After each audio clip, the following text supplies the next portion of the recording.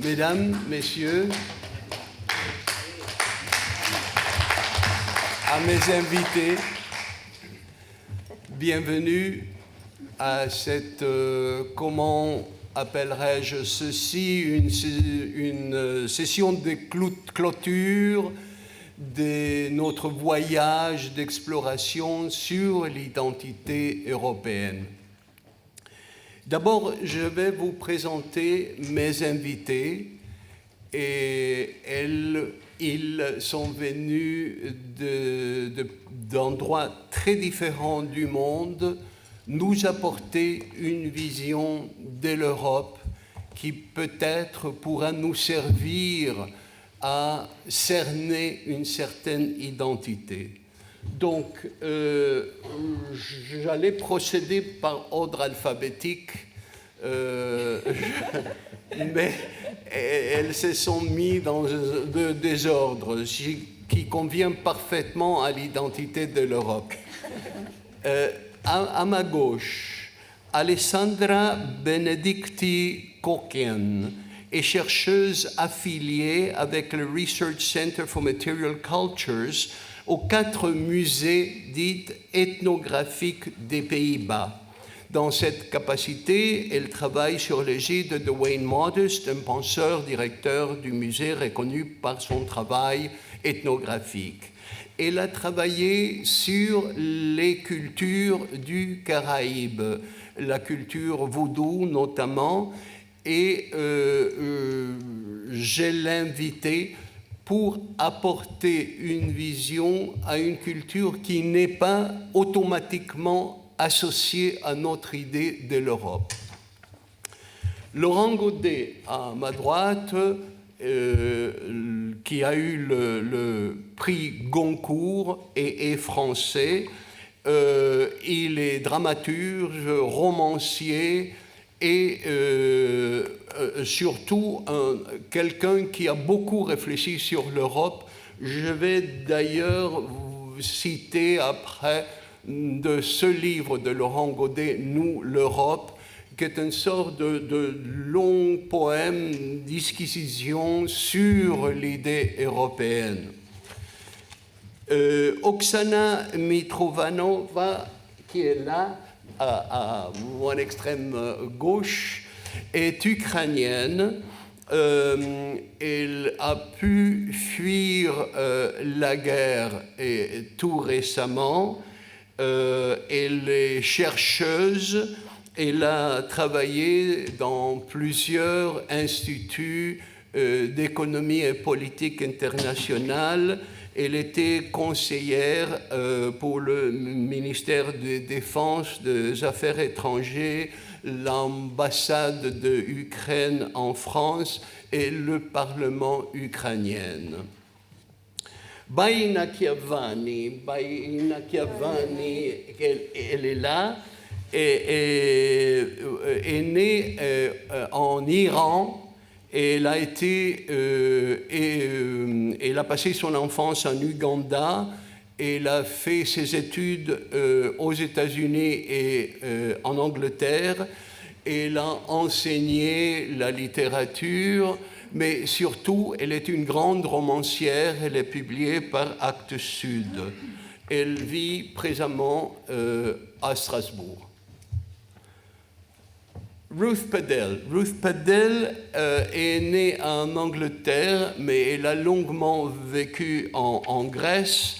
Sa famille est de la même famille que Charles Darwin, dont elle a écrit un livre magnifique de poèmes qui est une sorte de poème trouvé dans les écrits de Darwin, l'autobiographie de Charles Darwin. Elle a écrit de nombreux livres de poésie et aussi d'écologie notamment, et elle est associée à la protection des tigres en Inde. Maintenant, elle est professeure de poésie à King's College à Londres et membre de la Royal Society of Literature. Catarina Vaspinto, qui est ici, est portugaise. et il a été le député maire de la ville de Lisbonne jusqu'à l'année dernière. Il a eu plusieurs postes dans des institutions, des fondations culturelles, notamment la Gulbenkian à Lisbonne. Elle a aussi été cofondatrice d'une association de danse. Et je veux qu'elle nous parle un peu de ces institutions culturelles qui font une partie si importante de l'identité européenne. Et de 1997 à 2000, elle a été la secrétaire d'État pour la culture et assistante au ministre de la Culture du Portugal de 1995 à 1997. Voilà mes invités. Nous allons donc parler de l'Europe, naturellement. Mais pour commencer, je veux lancer la question avec laquelle j'ai commencé ces cours. Qu'est-ce que nous entendons par l'Europe?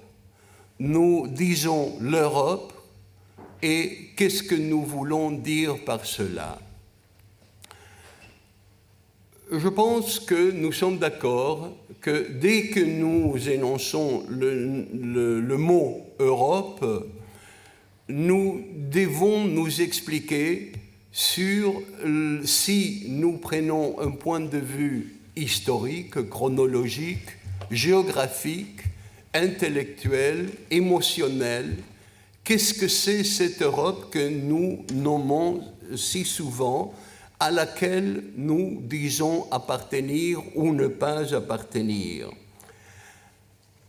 Je crois que dans cette incertitude, il y a un avantage. Les définitions dogmatiques servent à très peu. Dès que nous ouvrons une définition, dès que nous interrogeons le mot que nous employons, nous voyons des couloirs, des miroirs, des fenêtres, des portes qui s'ouvrent sur des horizons beaucoup plus étendus. Il y a une question du droit romain qui m'a toujours semblé d'une importance fondamentale. La question du cui bono. À qui ça bénéficie? Quand nous employons le mot Europe, qui est-ce que prononce ce mot et à qui ce mot s'adresse-t-il? À qui ce mot bénéficie?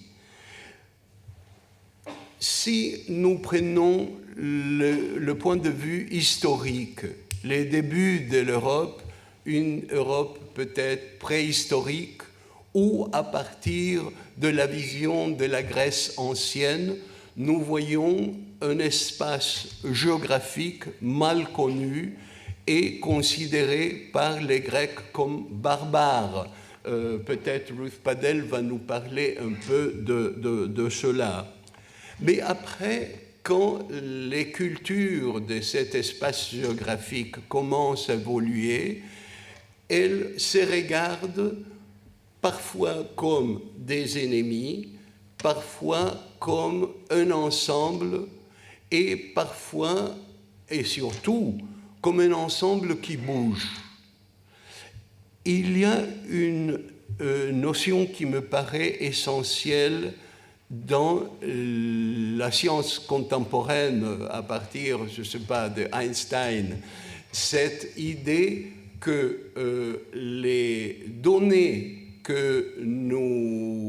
avec lesquelles nous considérons nos idées d'espace et de temps doivent être considérées variables, parce que nous disons aujourd'hui, nous disons le passé, nous disons le futur, mais à chaque fois, nous devons dire en même temps quel est le point de vue que nous prenons, parce que aujourd'hui ici n'est pas le même aujourd'hui que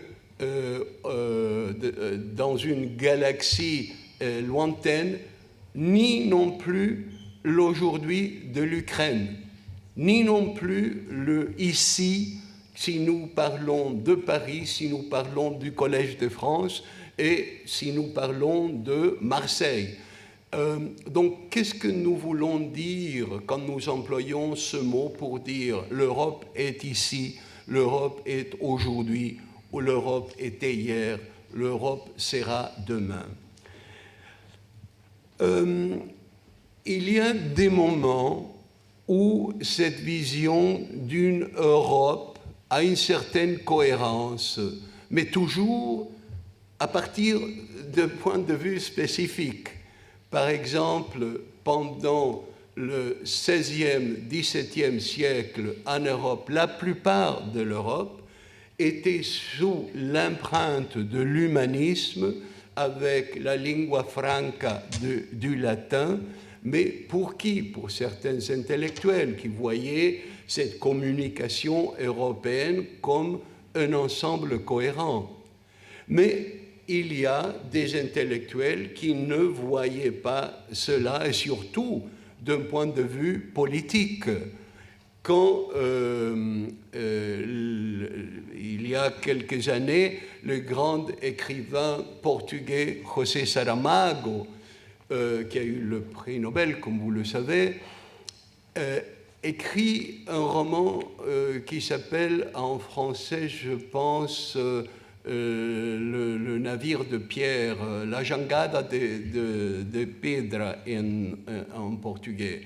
Il imagine que la péninsule ibérique se sépare de l'Europe et navigue vers ses vraies racines qui sont entre l'Afrique et l'Amérique du Sud. Parce que Saramago disait par rapport à l'Europe, je suis portugais. Parfois, je suis ibérique. Et si j'ai envie, je suis européenne. Donc, il est très clair que nous sommes définis par certaines contraintes culturelles, mais aussi nous avons le choix de dire « je veux appartenir à telle société, à telle culture que j'imagine ». Parce que, là encore, on va discuter de ceci aujourd'hui. Quand l'Angleterre, avant le Brexit, voulait appartenir à l'Europe, se disait européenne, tout le monde comprenait que c'était une réalité, que la culture anglaise faisait partie de la culture européenne. Les Allemands appelaient Shakespeare un auteur allemand. Donc, à partir de Brexit, qu'est-ce qui se passe? La bureaucratie s'installe et sépare l'Angleterre, la Grande-Bretagne du reste de l'Europe. Mais est-ce que cette coupure est vraie? Cette coupure est-elle ressentie comme vraie et par les Britanniques et par le reste de l'Europe?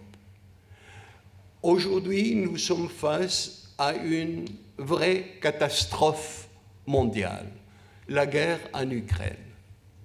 Est-ce que la Russie fait partie de l'Europe?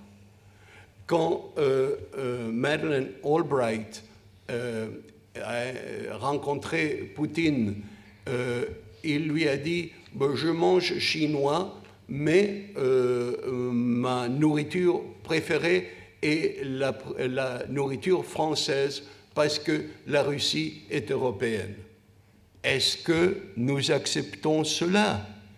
Pendant le XVIIIe, XIXe siècle, la Russie était évidemment européenne. La cour du tsar était française. Est-ce qu'elle continue à être européenne? L'Ukraine fait partie de l'Europe. L'ex-Yougoslavie fait partie de l'Europe. Il y a un cœur imaginaire de cette Europe qui bouge très peu. il y a peu qui contestent le fait de la France, l'Allemagne, l'Italie, qui appartiennent à cette idée d'Europe. Mais cette contestation s'est faite quand même à partir de certains mouvements d'immigration qui disent « nous sommes en Europe, mais nous ne sommes pas des racines françaises, nos ancêtres ne sont pas les Gaulois. Les gens qui sont venus de l'Afrique du Nord, qui maintenant sont européennes, des Caraïbes, qui maintenant sont européennes, des Amériques, qui maintenant sont européennes, est-ce qu'elles se sont liées à ces anciennes racines de l'Europe? C'est toutes des questions à ne plus finir. Nous allons parler du mythe de l'Europe. Je mentionnais, pardon, j'ai mentionné dans ma leçon inaugurale qu'une société, pour se définir, pour trouver son identité, va chercher dans ses histoires certaines histoires qui peuvent symboliquement la représenter. Et ces histoires se transforment en mythes, et de ces mythes, plusieurs mythes, il y a certains qui sont choisis. Le mythe de Europe, la princesse Europe, qui est enlevée par le dieu Zeus transformé en taureau. Elle est kidnappée, elle est africaine ou asiatique selon les définitions de la Phénicie, et elle est violée. Elle donne son nom au continent de l'Europe et on lui promet que ses enfants seront des rois. Qu'est-ce que ça veut dire du point de vue du XXIe siècle de prendre un mythe de violation comme le mythe fondateur?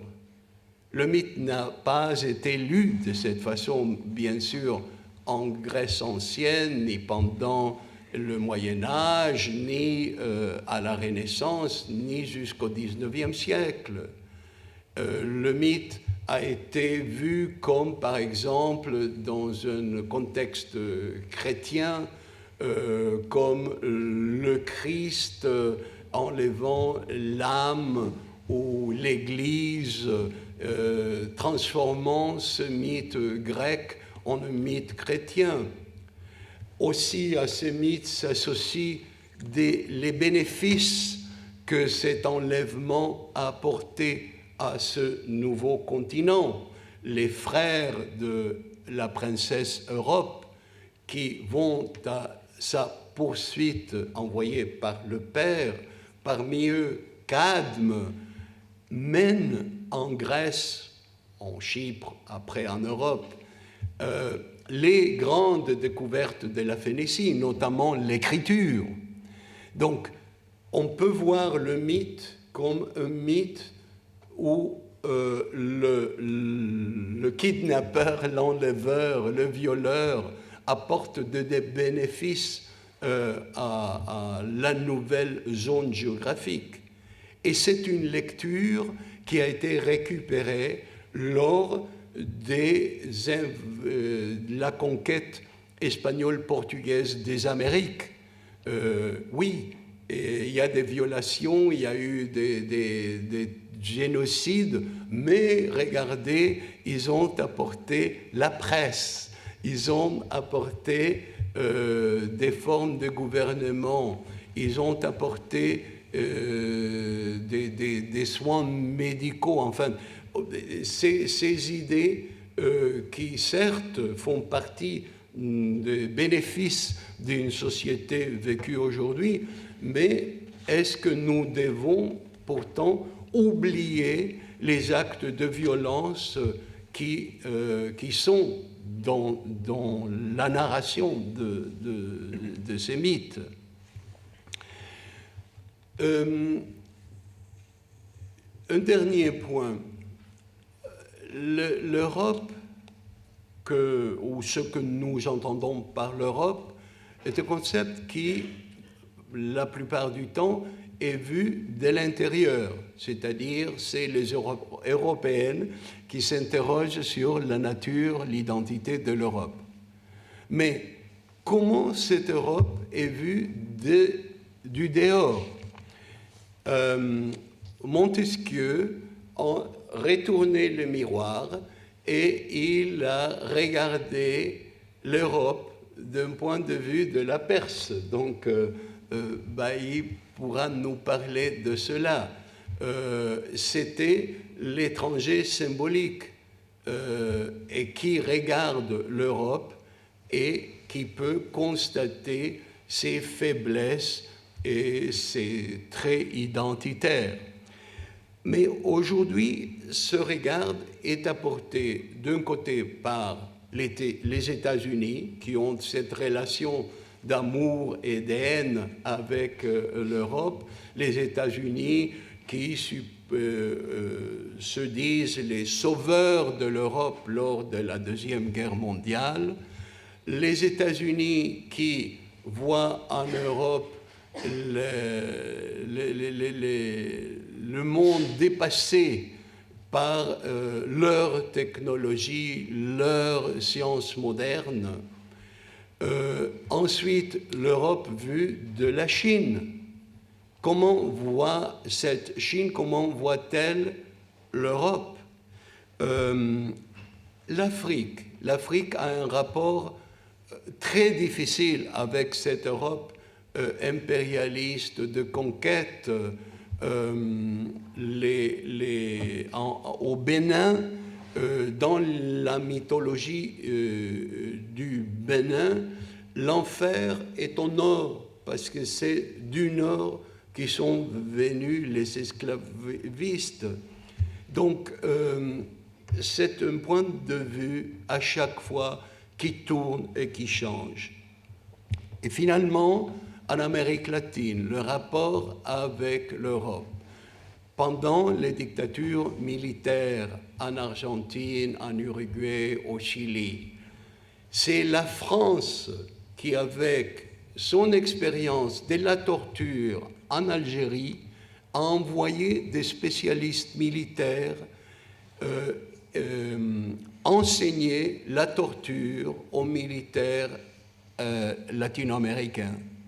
Donc, la France, qui était au XIXe siècle et la première partie du XXe siècle, le modèle de culture en Amérique latine, quand on disait civilisation, ça voulait dire civilisation française, et ceux qui étaient de l'élite intellectuelle parlaient le français, l'anglais aussi, mais l'anglais était vu comme un modèle d'élégance, tandis que le français était le modèle intellectuel. Comment faire que cette Europe qui donne le modèle intellectuel est aussi l'Europe qui envoie les tortionnaires éduquer les militaires des dictatures? Et ensuite les Caraïbes, parce que la relation des Caraïbes avec l'Europe est en quelque sorte similaire à celle de l'Afrique, mais différente. Alessandra va nous parler, Alessandra est là, va nous parler peut-être un peu de cela. Donc toutes ces questions, je les lance pour ouvrir le débat. Je ne sais pas si vous voulez ajouter quelque chose à ce prologue. On va faire une petite pause dans 5 minutes et là, on va entamer le dialogue. Je demandais à mes invités de ne pas préparer un texte parce que je trouve que lors de ces colloques, que si chacun lit un texte, ça devient une suite de monologues et on s'ennuie à mourir. Donc, je propose un dialogue. Très gentiment, ils ont accepté, toutes et Laurent, de parler en français. Donc, on n'aura pas les interruptions d'une traduction. Et donc, voilà, on va lancer ce dialogue dans 5 minutes. Est-ce que vous avez des questions avant qu'on commence cette petite pause? Non? Bon, alors on va prendre 5 minutes pour que mes invités puissent prendre ses forces et on va, dans 5 minutes, lancer le colloque. Merci.